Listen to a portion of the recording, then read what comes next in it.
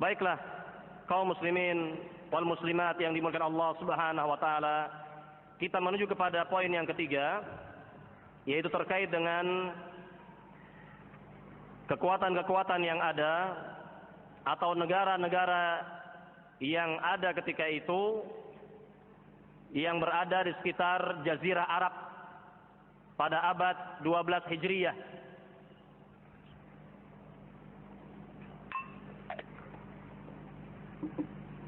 Yang pertama adalah kerajaan Turki Utsmani.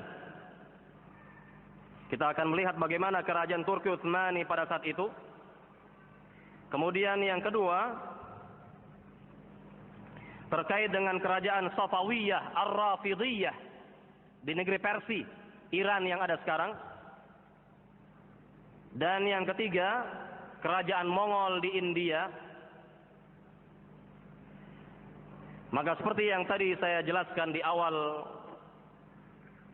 pembahasan bahwa kerajaan Turki Utsmani bisa dikatakan sebagai kerajaan Islam Ahlus Sunnah wal Jamaah.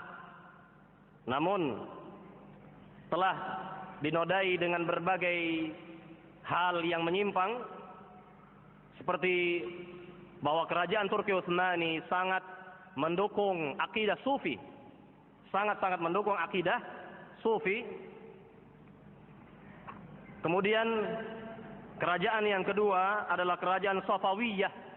Nah, ini mewakili keyakinan Syiah Rafidah ketika itu. Mewakili keyakinan Syiah Rafidah ketika itu. Kemudian yang ketiga adalah kerajaan apa? Kerajaan apa tadi? Kerajaan Mongol di India yang mewakili keyakinan Sufi atau tasawuf ketika itu. Maka inilah yang akan kita jelaskan secara singkat tiga kerajaan besar yang ada pada saat itu. Kerajaan yang pertama adalah kerajaan Turki Utsmani pada abad ke-12 Hijriyah. Jelas-jelas kerajaan Turki Utsmani mulai surut kekuatannya, mulai surut kekuasaannya, di mana kerajaan-kerajaan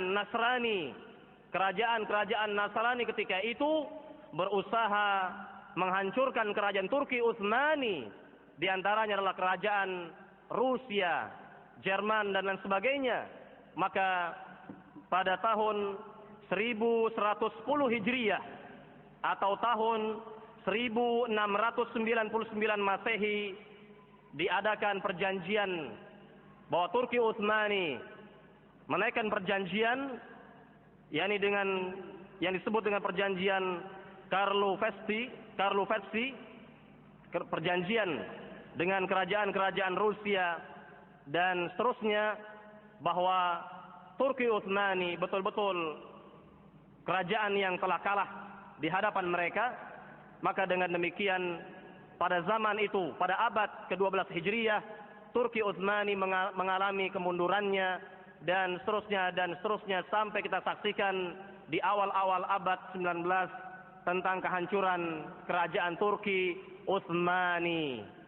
Maka dengan demikian bahwa kerajaan Turki Utsmani yang sebenarnya mewakili Ahlus Sunnah wal Jamaah, namun karena mereka telah jauh dari petunjuk agama Islam yang sebenarnya, maka mereka mengalami kekalahan demi kekalahan. Negeri-negeri Islam yang mereka dikuasai oleh orang-orang non-Muslim ketika itu. Ada yang dikuasai oleh Inggris, ada yang dikuasai oleh Rusia dan seterusnya. Maka dengan demikian bahwa kerajaan Turki Utsmani mengalami kemunduran yang luar biasa pada zaman itu, pada waktu itu. Dan kita ketahui bahwa wilayah Najd, daerah Najd bukanlah wilayahnya Turki Utsmani. Jadi Turki Utsmani dalam lingkup Jazirah Arab lebih menguasai wilayah Hijaz. Menguasai wilayah Hijaz, yakni wilayah Mekah dan Madinah ketika itu, yang diwakili oleh perwakilannya di negeri Mesir, di wilayah Mesir. maka wilayah Najd atau negeri Najd tidak dikuasai sama sekali oleh Turki Utsmani. Tidak ada pengaruhnya sama sekali dari kerajaan Turki Utsmani. Maka ini perhatikan dengan baik.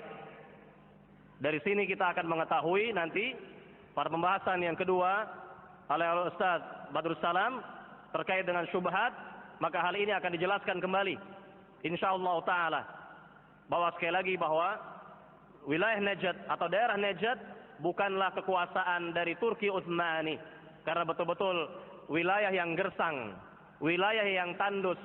Buat apa Turki Utsmani mengurusi wilayah yang tandus, menguasai wilayah yang gersang, tidak ada pengaruhnya sama sekali.